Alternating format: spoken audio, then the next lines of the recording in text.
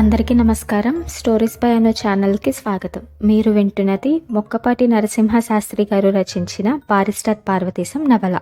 ఇక కథ స్టార్ట్ చేసేద్దాం. మాది మొగల్తూరు లెండి.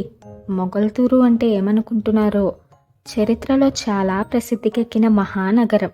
అక్కడ కోట బురుజులు, విశాలమైన గోడలు చూస్తేనే అది ఎంత పట్టణమో, ఎంత ప్రసిద్ధమైనదో, ఎన్ని యుద్ధాలు చూసిందో, ఎన్ని శత్రు సైన్యాలను సంహరించిందో తెలుసుకొని రాసినవాడు ఎవ్వడూ లేడు. కానీ నిజంగా మంచి చరిత్రకారులెవరైనా ఇక్కడ కూర్చొని ఈ చరిత్రే రాసి ఉంటే ఎన్ని రహస్యాలు బయటపడేవో, మాటుపడిన చరిత్ర రహస్యాలు ఎన్ని వెలుగులోకి వచ్చేవో. ఇవన్నీ సరిగ్గా అవగాహన చేసుకొని రాసి ఉంటే మన ఆంధ్రుల చరిత్ర, మొగల్తూరు రాజుల పరాక్రమం, వారి రాజ్యాంగ పద్ధతులు, వారు చేసిన దాన ధర్మములు ఎన్నెన్ని బయటపడేవో. మా నరసాపురం అంతా ఎంత సంతోషించి ఉండేదో. నేటికి మా రాజులు అంతర్వేదికి వెళ్ళి రథోత్సవం నాడు రథం లాగడానికి ఆ గొలుసుల మీద చెయ్యి వేస్తే కానీ ఎన్ని వేల మంది ప్రయత్నం చేసినా ఆ రథం కదలదు తెలుసా. అలాంటి మహత్తు ఈనాటికి వారి చేతుల్లో ఉంది అంటే ఆనాడు వారెంతటి వారో ఊహించుకోవచ్చు. ఆ ఊళ్ళో జన్మించడం నాకు చాలా గర్వకారణం. మా ఇంటి పేరు వేమూరివారు. వేమూరివారు కూడా మొగల్తూరు పరిపాలకులతో పుట్టినవారే. ఆ స్థానములో పేరు కన్న విద్వత్ కుటుంబము మాది. ఆ రాజ్యాన్ని తీర్చిదిద్దడంలో, ప్రభువులందరినీ మంచి మార్గాన నడిపించడంలో, వారి చేత దాన ధర్మాలు చేయించడంలో, బీద సాధలను కనిపెట్టడంలో మా వాళ్ళు చాలా సాయపడ్డారు. ఇప్పటికీ వారి మీద మాకు, మా మీద వారికి ఎంతో గౌరవము, అభిమానము. వారికి ఏ విషయంలో, శాస్త్రంలో కానివ్వండి, లౌక్యంలో కానివ్వండి, ఏ సందేహం వచ్చినా తిన్నగా గుర్రం బండి వేసుకొని మా తాతగారు వద్దకి వచ్చి ఎంతో భయభక్తులతో వారి సమక్షమందు కూర్చొని వారి సందేహాలు విన్నవించుకొని నివృత్తి చేసుకొని సెలవు తీసుకొని వెళ్ళేవారని చాలామంది చెప్పగా విన్నాను. అలాగే మా నాన్నగారిని కూడా గౌరవించేవారు.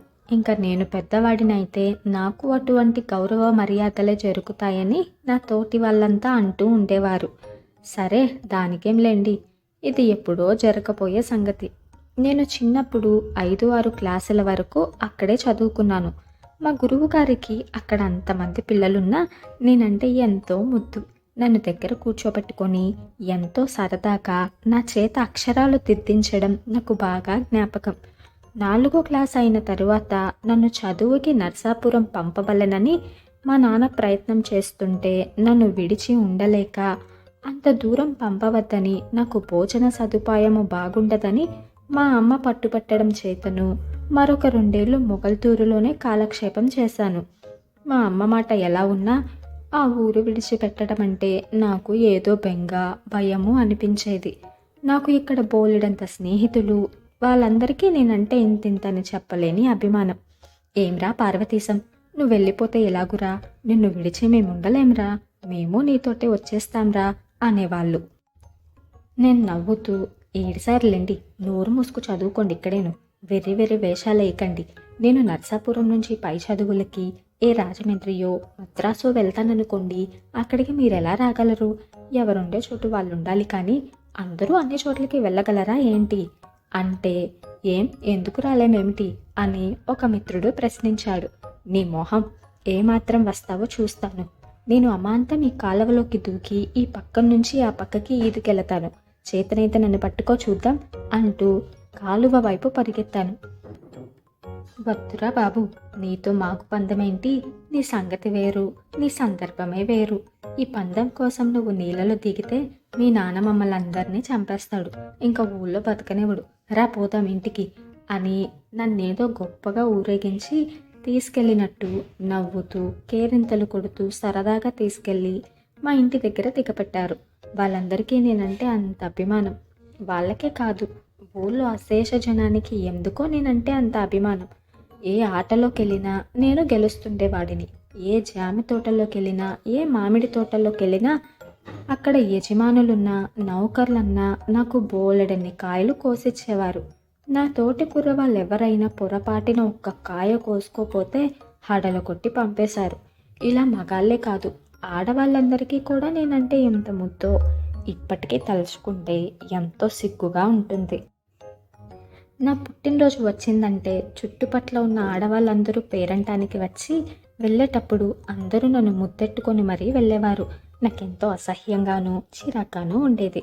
నేను ఒకసారి మా అమ్మతోటి గట్టిగా అన్నాను కూడాను.